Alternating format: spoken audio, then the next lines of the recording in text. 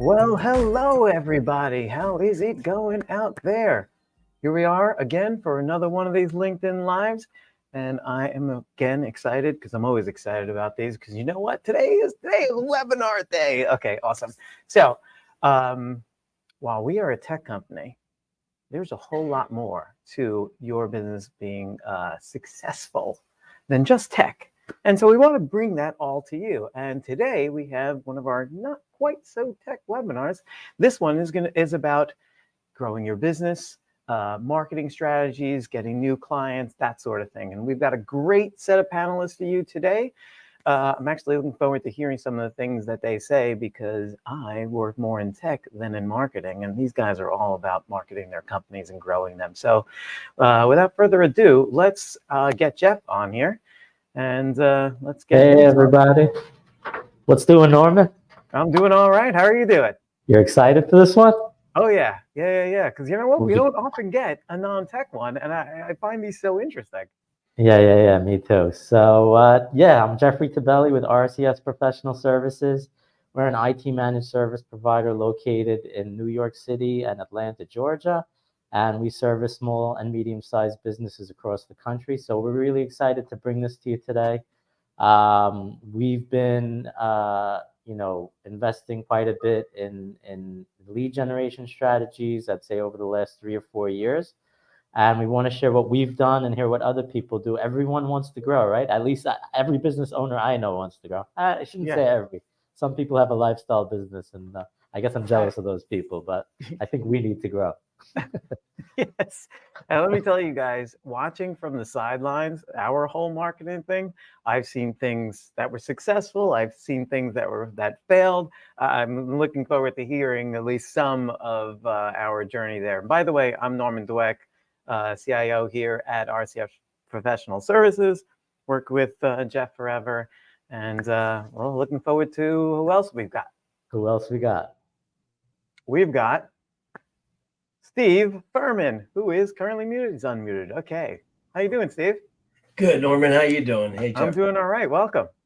Thanks for having me. I appreciate it. Why don't you tell us a little about yourself? Sure. I'm the creator of 4-Pillar Coach. We are business executive coaches. We handle and work with executives, CEOs of companies 5 million to 100 million in basically the United States of America now, because we're all connected. Don't you love that? Yeah, I do. And I've been in business 40 years now. So I've been an entrepreneur a long time. So those of you who don't know Steve, we've been, I think, working together, mutual clients, networking, passing leads, and we'll discuss some of those strategies, but he's really awesome. So thanks for joining us, Steve. Hey, Tyler. Hey, Norman, Jeffrey, Steve. Great to be with you guys today. You too. So my name's Tyler Fox. I'm a licensed architect and a junior partner at JM2 Architecture. We're based on Long Island in Farmingville, Central Suffolk County. And we do work all across the island, New York City and beyond. We're a firm of 13, soon to be 14, which we're very excited about in a few weeks. And I'm happy to be here. Cool. Welcome. Hey, good morning, everybody. It's Brian Califano. It's a pleasure to be here with all you guys. I am the founder and managing partner of Accelerating CFO. We are a fractional CFO firm that provides fractional CFO services for small and medium-sized businesses that can't justify hiring one on a full-time basis. Okay, nice. Glad y'all could be here. So thanks. I think the first thing I'm curious about is who has a marketing team and who doesn't? You've got what, Steve? I have 2 people on a marketing team, and my virtual assistant does a lot of my posting and reposting to a lot of my groups on LinkedIn. Gotcha. And I know we also do. We do have a marketing team, which Esther leads, along with Alex is marketing coordinator, and we'll get into all the tactical stuff that we do. But yeah, we do invest in that, and it's a good amount. At Accelerating CFO, we have we outsource our marketing. We have a person who helps us write our posts to the LinkedIn, as well as our monthly newsletter that we distribute to, at this point, probably about 3,000 people. Oh, okay. Tyler? For us at JM2, we don't really have a marketing team. I think Okay, good. our marketing is kind of led by our business manager, coupled with our intern, Emily, who's been excellent in kind of running our social media posts. And we have a website designer who does our website, but we don't really have a marketing team. We all kind of take a little bit of that responsibility here at the office. Okay, awesome. So I'm psyched to hear you say that, Tyler, because I was hoping we had uh, different levels of marketing team right down to none at all, because Yeah. that's what it is. That's what we're going to run into out there. Some people have it, some people don't, and everybody's just trying to do it. So uh, who wants to start off with something they're doing? Steve, you mentioned having people posting stuff for you. Well, what sort of marketing are you up to? So we do a myriad of things. It's really important to make sure you don't do just one item. It's really a mixed approach. So we write blogs. So I have a blog writer that takes my content. We have conversations about what I like to write about. Then we'll go ahead and come up with some points. I edit it, revise it, make the changes I want to, so it's way more than that stuff going out. Then they publish it. But what I have going on is I have a newsletter on LinkedIn. So any blog that we do, we put out on our newsletter. You guys hear a hum? You guys hear that hum? Is that you? Yeah. Yeah, I do hear something. I'm going to try. Well, it's not me. Anyway, so there it goes. It's gone. Gone. Good job, Norman. But anyway, it's got to be a layered approach. So I do videos. I do 30-second to a minute and a half videos every couple of weeks. I do 1 to 2 blogs every month. I do 3 social posts a week. And I repost other people's content, which I think is super important. And a lot of people don't realize the benefits and the power you get out of doing that. Not only does it go to your network when you repost it, when you're sharing someone's good info, but it goes to their whole network. So you really, it's a layered approach of doing a myriad of things. And how do you feel that it's going? Like, do you feel it's worth continuing? Do you feel you've gotten business from it? Like, what's your personal experience? I'm happy to share our. I will tell you that like anything that's worth having, it takes time and work. It's a slog, and it takes a while to really build your brand and get people to realize that, hey, I should be listening to this person. You got to beat the drum like, maybe 10, 15 times these days. There's so much info coming at us, right? But I've gotten business and I've gotten leads, but the biggest thing I've got is branding. I've become pretty well known in the world of coaches and LinkedIn, and my tech background helps, I'm sure. Yeah. So, I mean, what I've found in our world is like, we're like 24 years old now and started the company. All right, it's all referral, word of mouth. You get a client, fine. Then fortunately, we've gotten to the point where, that wasn't enough of a funnel and we had to like figure it out. So we spent like so many different tactics. And when I first approached it, I'm like, let's try cold calling. So we would invest in cold calling. Then it's like, let's try SEO. And then we would try that. And then it would be like, okay, this wasn't worth it. Like, it was just a lot of try it and fail and stop. And then when Esther came into the picture, when we pivoted her over to all this stuff, um, she did it the right way, not the Jeffrey way, which was like, let's look at the overall strategy and let's be consistent, like you were saying, Steve, and do everything. Like, and what I found is like, there's no like silver bullet. You can't just say, okay, we're gonna do cold calling and we're gonna make our money back, right? So you have to like put money into every bucket. This is personal experience. I'm not saying it's gonna work for you or not. Depends on your business, but social media posts, website, webinars like these, networking events, and I feel in our experience we just get a little bit from everyone, and the little bit adds up to like a decent number. We also have dedicated resources on this, so that was a big thing. And like Steve was just saying, it doesn't happen right away. So if you're not willing to like really like be okay with trying and failing, because that's going to be part of it, and sticking it out for not like a few months. Like, you gotta look at this for like a year or two. Otherwise, it's just probably not worth the time and effort. And then the other thing I would say is market to the people that know you. This is something that we learned by doing it. Like when you market to your audiences that actually know you, be it networking, clients, vendors, whatever it is, like they actually look at it, see it, and I even get approached in the street or at events and stuff like that. Oh, I saw you this, I saw your email, I saw your social. And then that builds, like you were saying, Steve, like this brand awareness and top of mind that if and when there's going to be an opportunity, we may get the call actually. So I feel like that's been like part of our success in this area. I don't know if you feel the same way. I'll just say one other little quick point, then I'll be quiet, is measure it. You got to like understand what's happening. Is it working? It's not working. Am I putting all my eggs? Like, if I do Google advertising, I want to measure what's my return on investment. And if I do it after 3 or 4 months and I'm not seeing it continually increase my number of clicks, my number of hits, whatever I'm measuring, whatever KPI I'm looking for. So measuring is important. For sure, for sure.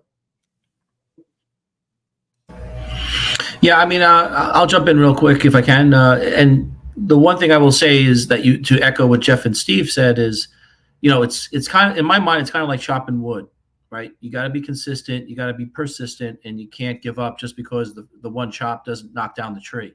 You just got to keep hacking away at it, and then one day you wake up and somebody will say, "Hey, I saw a post that you did 2 months ago about budgeting and forecasting, and I want to hear more about it." And it takes a little bit of time. And, when you talk about measuring it's hard to measure at times because I think you have to almost accept that it's not going to happen overnight, right? There's no overnight successes out there. I agree. I think the real big thing that you have to do is be consistent. If you post every Thursday at 2 p.m., to post it every Thursday at 2 p.m. and try not to miss it at all. We do a monthly newsletter in my world to all my people, and I try to get it out at least, if not at the 30th or 31st, then no later than the 2nd of the following month, because I want people to know that every month they're going to get a posting of where we are, what's happening, and what goes on. So, what are you doing, Brian, specifically? So there's a couple of things that I do. I send out a newsletter every month on my postings, which has a couple of articles, which most of the time features writing from myself.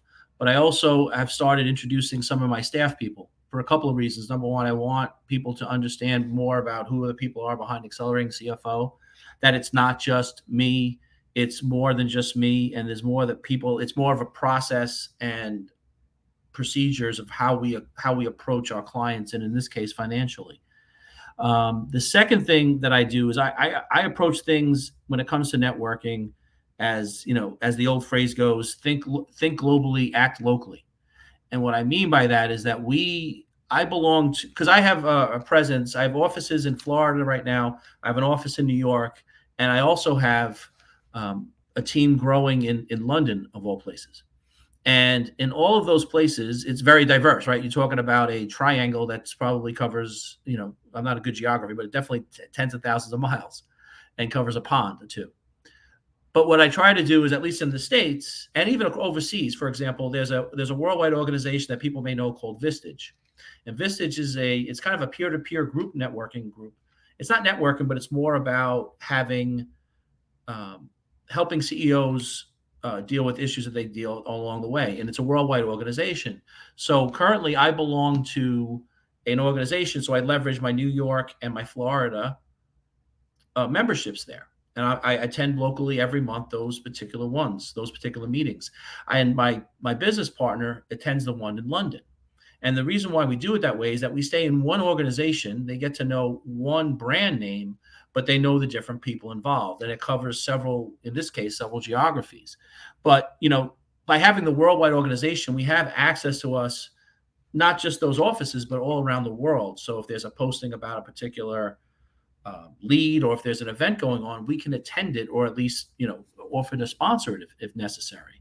So, and there's other organizations that we participate as well that caters to our business. So, a big leads for us are mergers and acquisitions. So we belong to the Alliance of Mergers and Acquisitions, for example. And that's also a national chapter where we can belong to the New York chapter, the Florida chapter.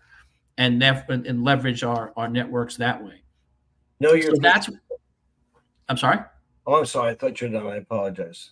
No, that's okay. No, I was just going to say, so we try to think, like I said, think globally and try to leverage our organization both on a cost basis, but also on a reach basis. I was just going to say, know your fishing hole. Know where your prospects, your clients, your peeps, your tribe, whatever you want to call them, and Esther is who I call the networking queen. But the more you give, the more you get. Don't give to get. Give because you want to give. And I promise you, these people will go out of their way to find a way to help you. 100%. And networking in itself is, I'm sure you could write a book on it, Steve. But, this strategy around networking, I would say from my personal experience, you want to be strategic. Not in the old days, but in my early networking days, not to say anything bad about any organizations, but I was in a networking organization where they have groups and stuff like that. And there was like a hair salon and a dentist and a this and a that. And I don't really, have that many people that I can refer to a hair salon.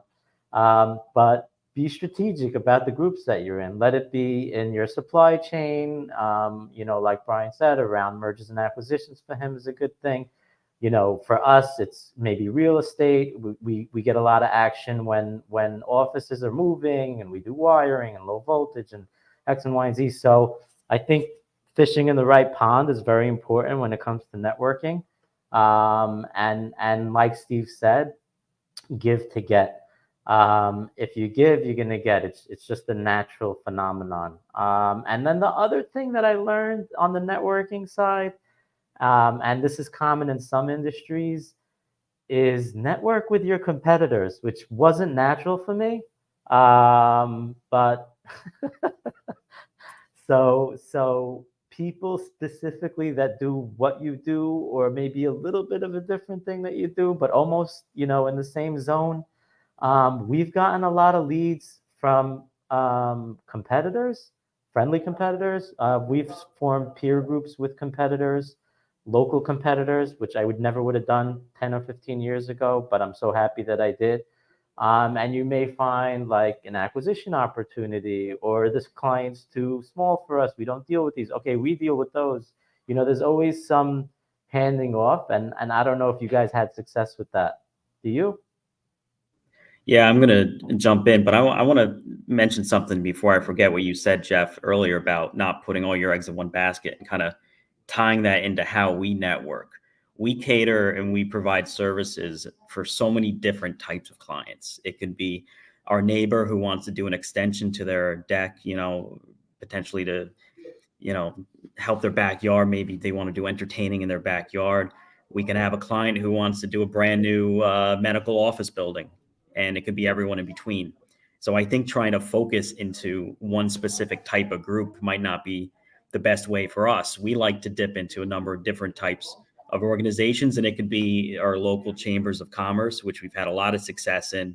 We're out here in Farmingville, so there's so many out here in Central Suffolk County to be a part of and be active in, to more of the larger professional types of organizations like Long Island Elite, and some other commercial space groups that I know Esther and I are a part of, but kind of, looking at each of those different organizations as different opportunities, because, not one size fits all for this.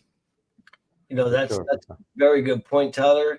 You should know your fishing hole, know who your client is, and that's where you want to put some of your eggs in your basket. Not all your eggs, but a good portion. And some industries can service anyone, like that group you're talking about, Jeff. They have a smaller group of people. I know exactly who that group is. Some people have a niche. They only work with tech companies, only work with accounting firms or law firms, whatever. And it's just, be aware, take the time to be in the right spot, dealing with the right people, because time's one commodity you'll never get back. For sure. I just wanted to, I'm sorry, I didn't want to interrupt. Just one thing to build on Jeff, because I want to emphasize something that he said, which was not natural to me either. And that is collaborating or networking with your competitors. That was something that I've started to do more of the past couple of years. When I first started 10 years ago, I just regarded everybody as the enemy, and I didn't want anybody to do with anything. I wanted to be stealth. I wanted to be like a panther. Right. Me I've too. come to embrace the philosophy or mantra that, life is not a finite pie. It's an expanding universe, and that there's always room for growth amongst each other. And to your point earlier, when you say about referencing, there's always, maybe somebody's stronger in construction, or they have a presence in a different section of the region, and you can kind of, give, you give first, and get, not to expect anything. But it's actually helpful. But what's also been helpful, and unexpected surprise for me, is kind of like commiserating about what you do and the issues you have, because everybody has their own issues with their own companies, right? And in the fractional CFO space, we have specific things that we struggle with, and our clients do this, and you try to do that, and what's technology. It's nice to collaborate, in a non-threatening manner with fellow colleagues and brethren, For sure. and kind of learn and share experiences and learning. So For that was an sure. excellent And point. yeah, and then like what Esther does so well, as Steve mentioned, is really like building relationships is like really the most important thing. Like you mentioned, Brian, like you do your Vistage thing, which for those of you that don't know, I know he mentioned it. It's a peer group of entrepreneurs, and they get together and share experience, pain points, struggles. So it's a great. We have a peer group like that too, which is specifically with IT managed service providers. We meet once a quarter. We go over our numbers. Long story short is, by participating in those events, you're developing strong bonds and relationships with people. And that's one of the most powerful sources of referrals, right? People that know you. So the more relationships that you're building, new relationships, and that's part of this networking thing, is like, you can't just show up in the meeting. This is my experience, and Esther does it. I really don't do it as much as I used to, but can't just show up in a meeting and expect to, like, oh yeah, you're an IT guy, here's a lead, right? You have to go, you have to get drinks with them, have lunch, get together, set up a call once a month, once a quarter. Like, you really have to be in their face, right? Would you guys agree on that? Yeah, to build a relationship. People buy from people they know, like, and trust, and Right. they refer to the same people. Yeah. Norman, did we go over housekeeping? I don't know if we did. Can't hear you, Norman. He's having noise issues.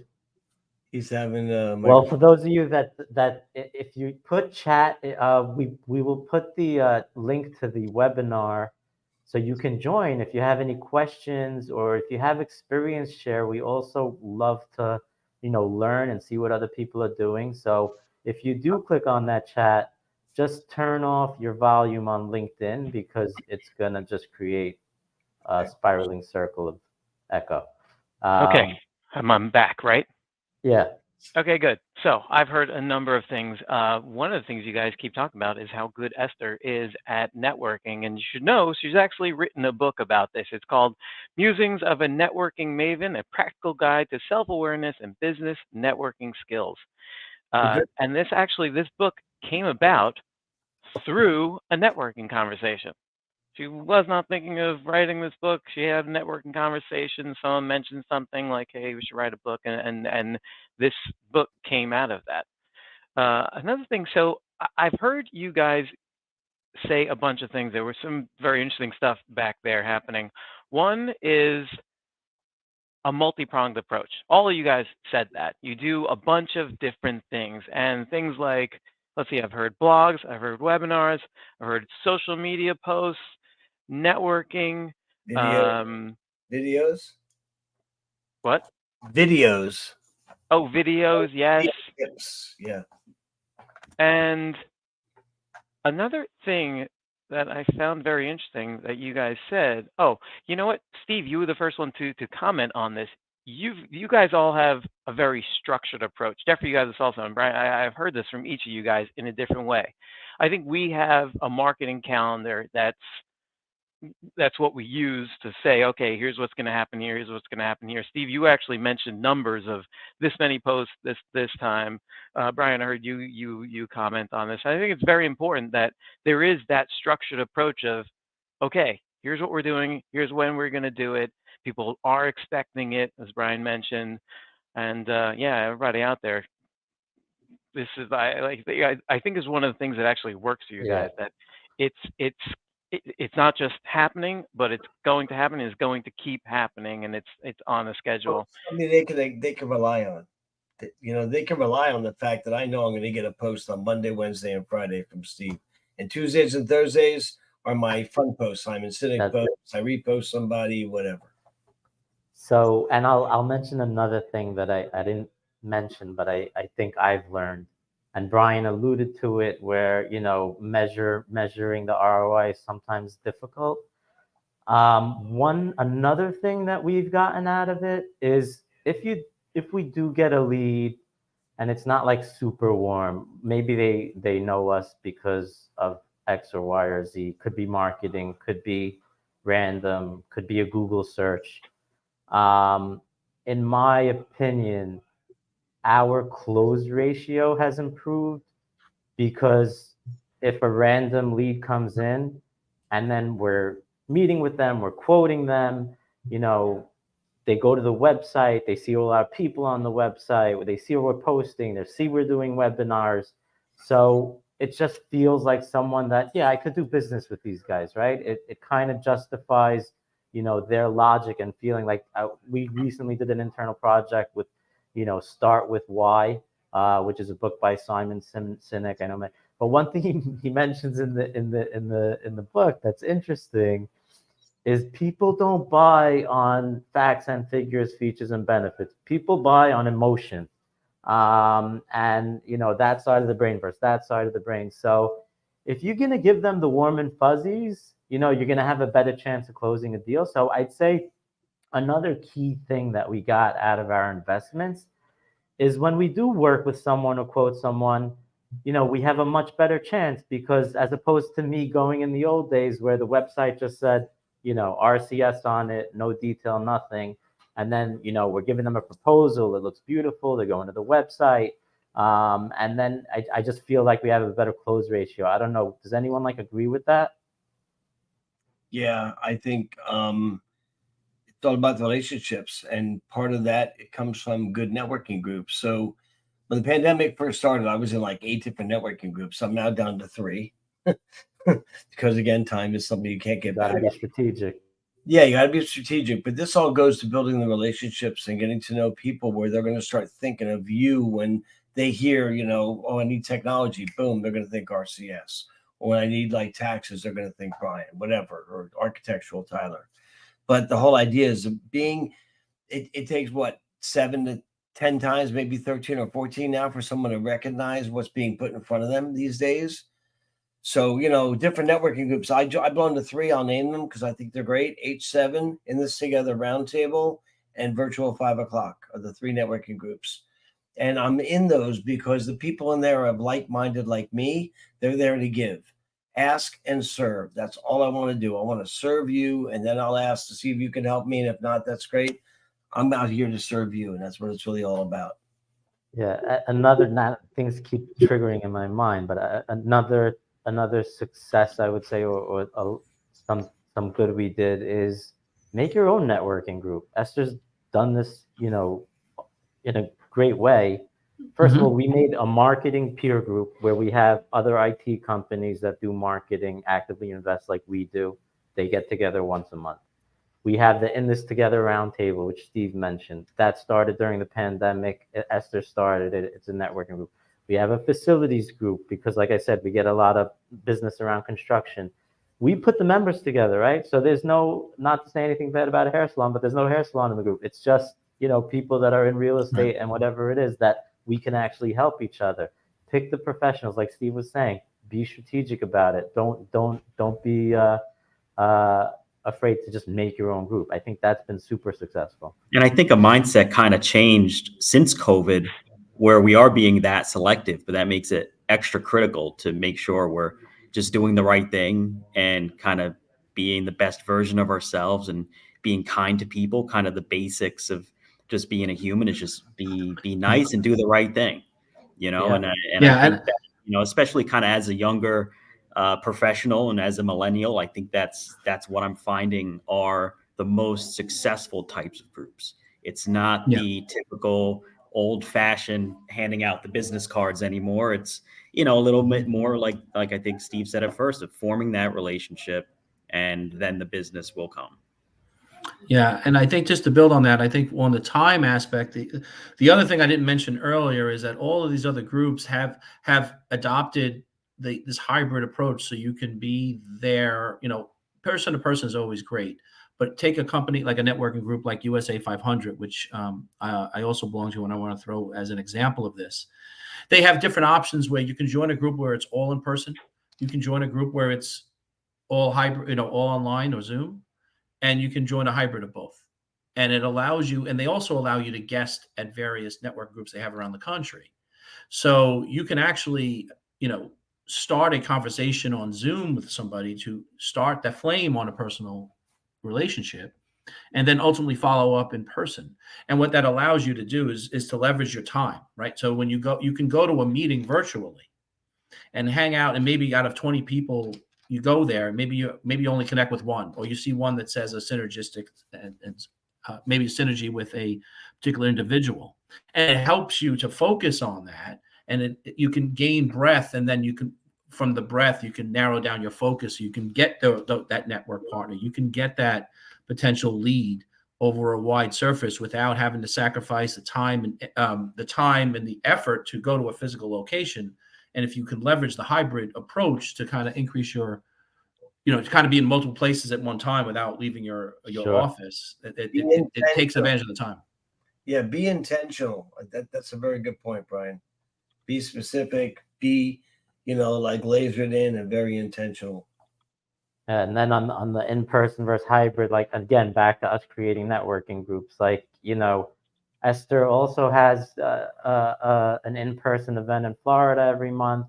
It's called Sunset Social. I think she's getting 80 or 100 people. So, in person is back as well, right? So there's nothing like that. Like I said, grab lunch, have a few drinks, whatever it is, but develop relationships is key. Yeah. I got a question for you guys. You guys go to a networking event.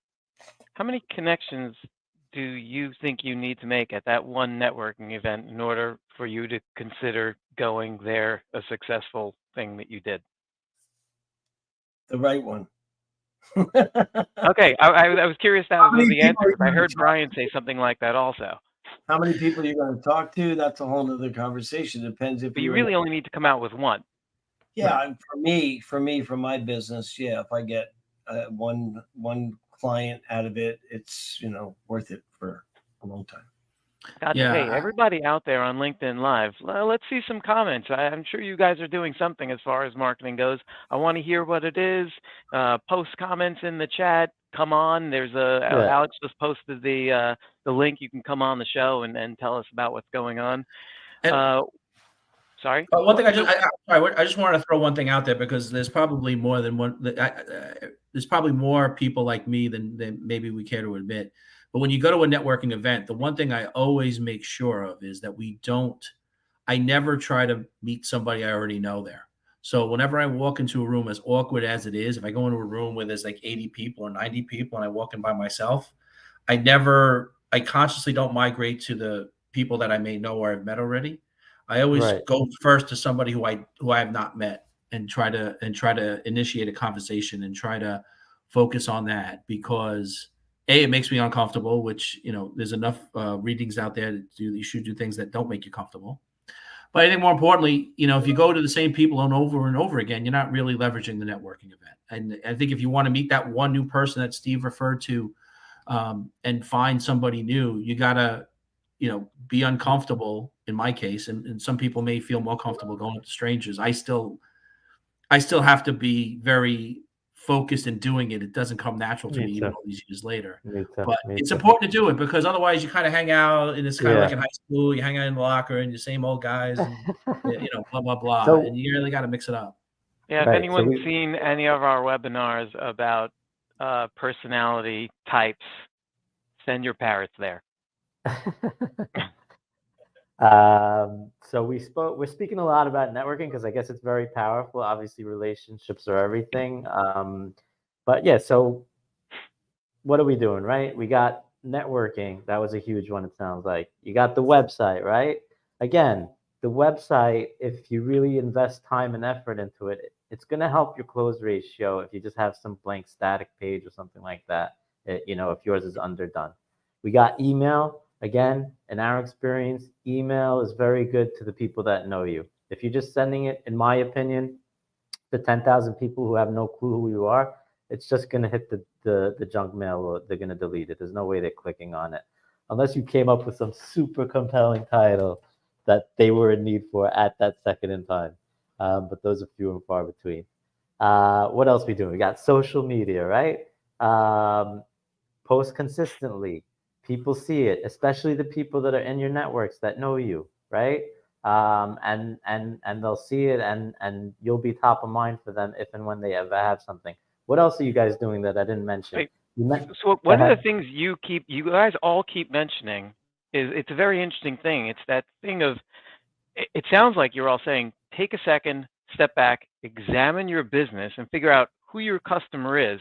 Then when you figure out who your customer is, then go figure out where to find them and where to market to them. You all said it in different ways. I heard Tyler say about the chambers of commerce. There's all kinds of different areas and spots. And Jeff, you mentioned it as far as like the architect people, because they're making new offices. And yeah, it sounds like you guys have all done this thing of, oh, okay, where am I going to find these people? I'm not just going to market everywhere. Where are they? Let me figure out how to get to them via my marketing. Well, where are they and who are they? And also, I'll go back to measuring. Jeff, you mentioned about the website. You really, in my opinion, in my humble opinion, I want to drive as many people to my website as possible. Right. I have a bunch of call to actions all over my website, even like, landing pages for people to land on, which maybe is a blog, whatever. Because then I know what information they like, what are they coming to see, and then I can track it using my Google Analytics. So I actually go as deep as long as I know who I want to get. I want to know, am I getting to them or not? Is it working? And if not, great, let's change. And also, how many people are going to where? What are they looking at? What do they want? Yeah. What does the audience want from me? Is what I'm trying to find out. For sure. Bert Levy says, if I go to a networking event with 100 people and I can have 5 meaningful conversations, I'm a happy man. I would agree with Bert that. is always happy, man. I was Always happy, man. Very Bert, good. jump on and share your experience. If you want to click the link, don't forget to lower your volume on LinkedIn if you do come on. Yeah. So what else? What did we not mention? Anybody doing SEO and AdWords? I want to just say something that's kind of very specific, but some people here might relate to. One of the most tremendous things about being an architect is we design buildings and structures that hopefully will last forever, right? And these are buildings that people are using day-to-day basis. People are living in, people are raising families and entertaining in. That's a tremendous source of work for us, because when people are potentially driving down the highway and they see a new house or a new building, and they're in maybe a part of their life where they need to expand onto their building or design a new building, they wonder, well, who did that? Because that's I want something like that. We've received a lot of calls from business owners who have been in other offices and say, I really like what you did there. Or, someone who we did a house for their friend and they were over and they want a very similar style. We see that all the time. I think that's a great source of potential business for us. That's awesome. Jeff, I just want to answer your question about SEO, because I'm curious about what you guys think. And I guess the short answer for my firm is no. And the reason why I don't use SEO firms in general is I've worked with my clients. They've had, I guess at best, mixed results with SEO. And I've kind of hammered them in the past about, hey, what when you talk about return on investment and are you really getting value from this, et cetera. And because of my experiences with my clients going through it, I've been reticent to do it in my world, in the fractional CFO world, because I just, in my mind, like, people don't wake up in the morning and say, oh, wow, my business is broken, I better call my fractional CFO to fix it, unlike a plumber or a carpenter. And that's maybe my view, and it may be skewed or not. But I'm just curious if you mentioned the SEO, and that's something that, when you talk about marketing, I don't know if I'm on an island by myself on it, or if you guys feel a similar way. We invested in SEO, something we pulled the plug on. I don't know, maybe I'm crazy. I feel like SEO is like a 10-year-old strategy that's maybe not relevant today. I have no way. That's just kind of my feeling. Really, you're all Um, nodding. I can't believe you're all nodding on this one. No, you know what? It's good for branding. It's good for awareness because you'll come up in more searches. But I don't think that's why they're going to buy from you right. because your name popped up to the top necessarily. Look, it depends on your industry, right? If you're locked out of your house and you need a locksmith and you Google locksmith and you're the first guy to come up, there's a good chance you're going to get the call. If you're doing fractional CFO, strategic coaching, architectural, IT, it's not necessarily how people find those sorts of professionals. But that's just my personal experience. I know there's people that do it well. We just haven't figured it out yet. And we were spending like a few grand a month and trying AdWords and this and that, and maybe we'll take another crack at it again soon. But we decided to focus on other areas. So I kind of agree with you on that, Brian. Yep. Anything else, Norm, that we didn't cover that we wanted to talk about? Yeah, wait, I had another question for you guys. Well, I guess if it's just a strange question, and it actually doesn't make sense because you guys have mentioned it's multi-pronged. I wouldn't ask the question of what's one thing because it doesn't really work, right? Yeah. Ask it. Do it. Just do it. But what would you do if you had only a limited marketing budget? From a marketing perspective, I would stick to my social media and I would do more video. So if I had to pick what social media component would I do more of, I would do more video. I want, if I could just build on Steve's point there. I've done like a mini analysis of when I send out a newsletter with and without a video clip. So sometimes when I send out my newsletter, I'll send out just words that say, "Hey, how's everybody doing?" Blah blah blah. And then in some months, I'll actually do a video where I actually speak what I would have written. And the engagement of people opening the letter and doing it is literally double when I put the video in, which blew my mind away because I'm saying to myself, this isn't a model. This isn't Brad Pitt they're looking at, right? So there's got to be some other reason why they're looking at it. And I think the video, I guess, especially when you skew into the younger crowd, that's just what they're more inclined to listen to rather than read. And I think we need to adapt.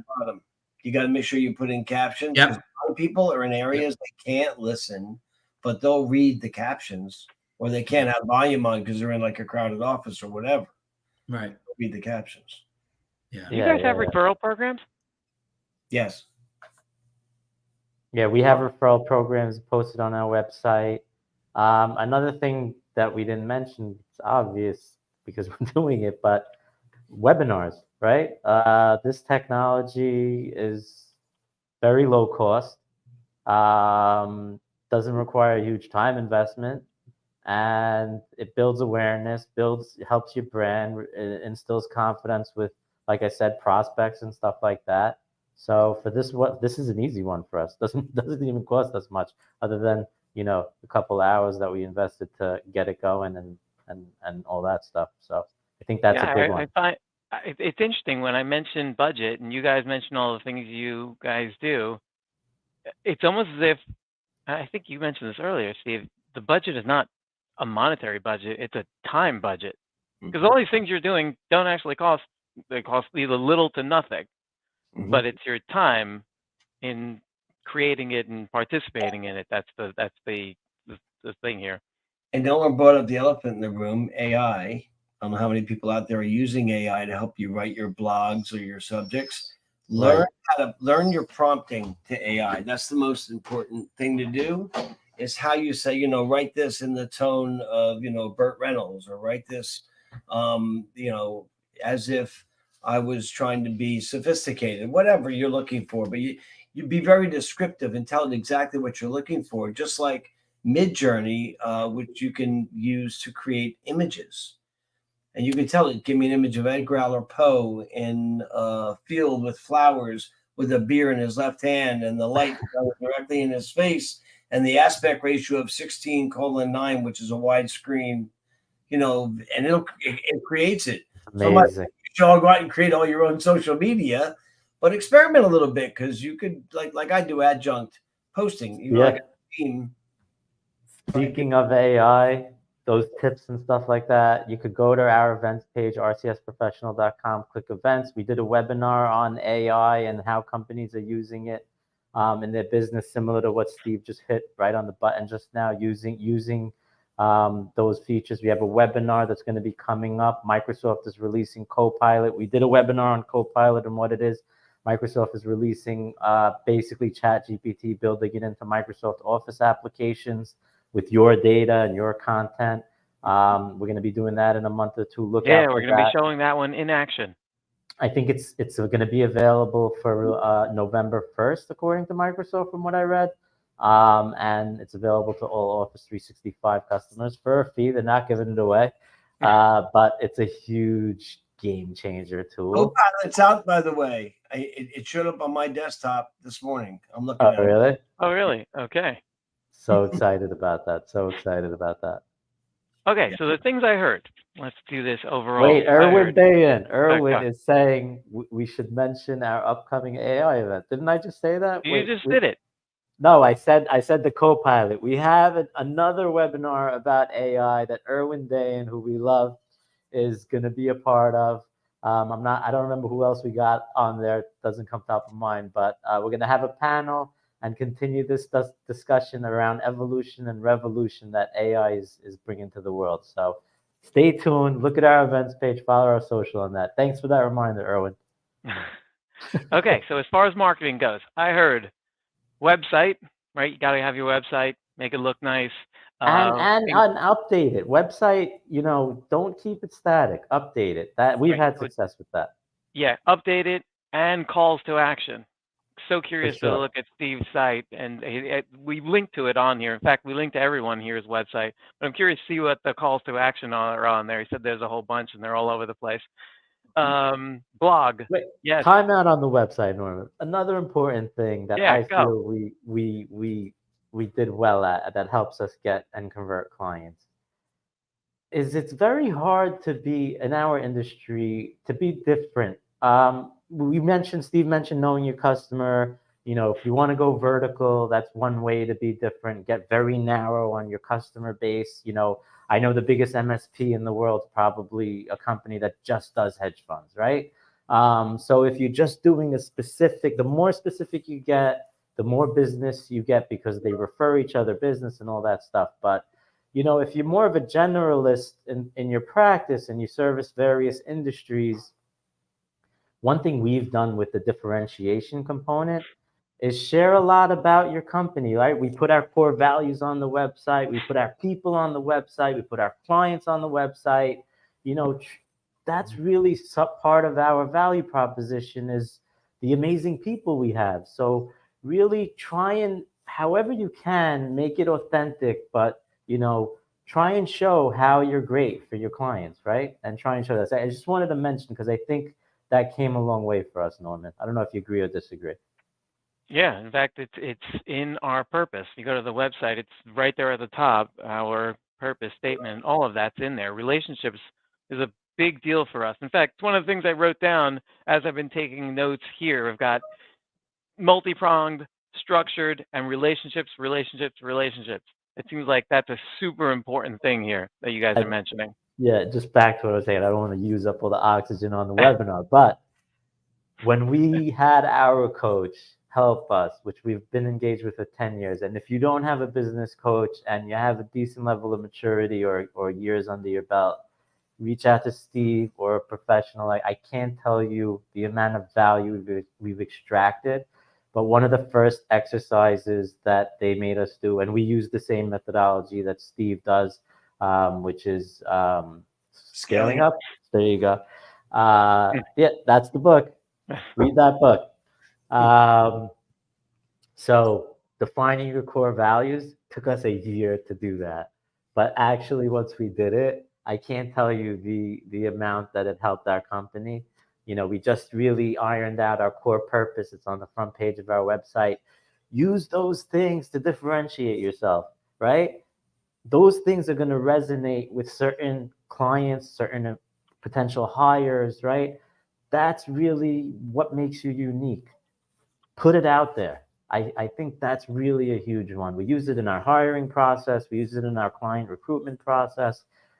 It's really a huge thing. So I didn't want to like cut you off, Norman. But when it comes to website, definitely like if you feel you're not different and you're commoditized, that's one way to be different. Yeah. So Norman, back to you got website. Okay. I wrote that one down too. We got website, blog as part of your website. You're going to keep posting on that. That will drive, it'll drive interesting things like you're showing up in search results. Emails to people you know, not to people you don't know. I think we use that one a bunch. Webinars, as we're doing here. Networking, my God, you guys had a lot to say about networking. Go to networking groups, create your own networking groups. Doesn't even matter if it's not in your industry, because you're going to reach out to people. A lot of social media posts, videos. Videos seem to be quite popular. People like to click on those things. Networking with your competitors. It's a surprise one to me.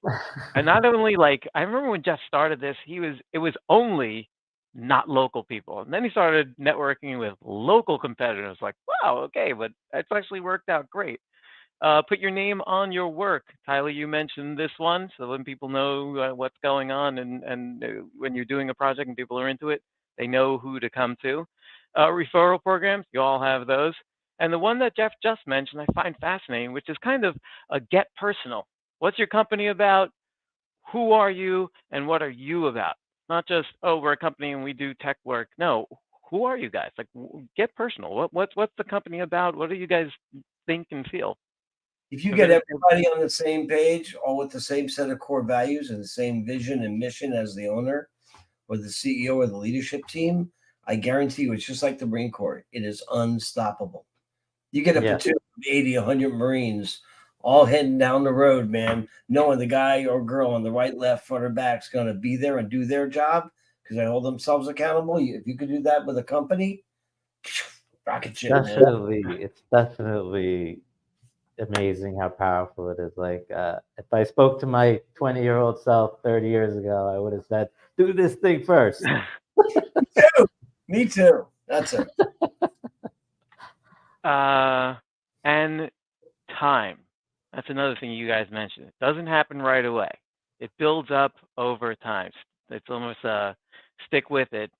And I guess that is maybe one last thing. You mentioned this before, Steve. How do you, if I'm doing this and I'm doing this over time, how do I measure and know what's working? I mean, I wanted to close out this webinar, but that's something I'm so curious about. How do I know which things are working and which things are not if I'm doing all these things and I keep saying, okay, it's going to take time? Yeah, there are ways and different KPIs, key performance indicators that you can measure by dollars spent, how many leads you got, how many people you spoke to, how many demos did you hold, how many proposals did you put out, how many closes did you get. There are ways to track it, but you just got to be definitive about it. So Esther has one good question that I think we should maybe all experience share on, which is what's one thing you would have done differently if you started your marketing your company today, or one thing you wish you would have known? Who wants to share? I'll go first. I would say the one thing I wish I had was that I had a person dedicated to doing that. Like I think when I started, like most entrepreneurs, you're reticent to delegate, and I didn't know what I didn't know, so I didn't know how to market. So I wanted to control the writing, I wanted to control the messaging, I wanted to make sure that we were at the right places in the coolest spots, and I think that took me away from actually developing the business that I have today. And I think if I would have done that, it would have allowed me to grow quicker and faster by having even a part-time resource, even just having, somebody come in one day a week and just focus on posts or focus on taking pictures or asking questions or updating the website. I think those very fundamental things was tantamount. And I wish I would have done that sooner. Yeah, that's great. Yeah, you know what? I would have said almost the same thing, Brian. I was thinking, for me, it would have been just to start sooner. It would have been to, to not take any event for granted, any relationship for granted, and just go to the event, meet that person. You never know where it will lead. And, I thank especially Esther for the incredible number of great, professionals and people she's referred me to. And sure, I can easily say, you know what, we have nothing in common. I would never work with someone like that in my business. You never know where that's going to lead. So just to never say no, and to just be persistent, and, start sooner. The sooner the better. I'm going to jump in and agree with both of you with one outlier, that I think the real thing I wish I knew when I first started with LinkedIn, and I've been on LinkedIn so long that it used to show my number up top in the URL. Like, I was number 800,000 Customer number 11. like that. Yeah. Something weird like that. But I wish I would have learned the inner workings of LinkedIn sooner and took advantage of them, like creator mode, like posting in other people's groups to get more, return on your real estate, reaching more people, like just doing personal interviews of other people, just as a friendly, hey, just want to have a conversation, find out what you're all about, that kind of stuff. Giving more has really helped me a lot. If I knew that sooner, I would have been this far along sooner. Yeah, LinkedIn is really bad. I was reading an article, I don't know when, about LinkedIn and Microsoft and how they're doing with it. And it's really amazing how big of a platform it's become. I think it was like a couple 100 million active users when they acquired it, and now it's like over 1 billion. Like, it's overtaken, I think, Wow. Instagram. And yeah, it's really insane how big it's got. Yeah. And they got ridiculed. I'm sorry to interrupt you. And they got ridiculed for the purchase price they had. I guess when you have that much money, I mean, Facebook also got killed for acquiring Instagram, but it ended up probably saving the company at the end of the day. Yeah. In terms of things I've learned, I'm gonna edit the question because I have to share more than one thing. I would say have a strategy and not a single. Don't go for a single silver bullet was a big one. So don't just try cold calling or just try SEO. Have a holistic approach. Touching on what Brian said. Wait, I'm going to interrupt you there, because as you guys are talking, what I wrote down as what we did wrong, as what I saw, was we did one thing at a time. That's what we did in the beginning. We tried one thing. That was one thing we did wrong. All right, go on. Well, maybe that helped us with where we are now. But the other thing, to what Brian was alluding to, two thoughts on that. Number one is, I was the owner trying to do it myself, and I had no business doing that. It wasn't my strong point. We have webinars on behavioral styles, DISC, and stuff like that. We did webinars with the author. Taking Flight is the book. I send it to all my prospects when we meet with them, and all our employees. But I'm an owl. If you watch the webinar, you'll see I'm an over-analytical person by nature. And that doesn't mean I'm good at everything, just because I like to read manuals and try and do things myself. So let go if it's not your strong point, or if you don't have the time to deal with it. Like Steve said, he has people doing it for him and he's managing them. So I think that's a huge thing. And when the time is right, put dedicated resources on it or fractional resources on it. And another thing that one thing we do, right, is we measure our P&L on a monthly basis. How much percentage of your money is going to marketing? As your company grows, you can afford to spend more. That doesn't mean it's going to be a bigger cost to you. You just look at it a percentage basis and keep scaling it and investing in it, and you'll get more results out of it. So, that's a huge thing. Spending more doesn't always mean a bigger return. So watch your net profits, not only your sales. Very important. Yep. So those are a couple of shares that I had is getting the right people to do the work, something that they're naturally good at, and having a strategy, having a holistic approach. If you do that, Jeff, will never work a day in their life, and they will work their butt off. They love what they're doing. They're just doing what they love doing. Right. There's nothing as good as great people that love what they do, right? Oh, so good. All right. Well, on that note, I am going to close this out. Thank you guys all for participating. This has been great. I think somewhere in these chats is everybody's websites. And yeah, it's been great. Thank you, everybody. Thanks for joining. Thanks, guys. Erwin, we'll see you at that webinar. Thank you, everybody. Peace. Thank you, everybody. Hail the Thanks.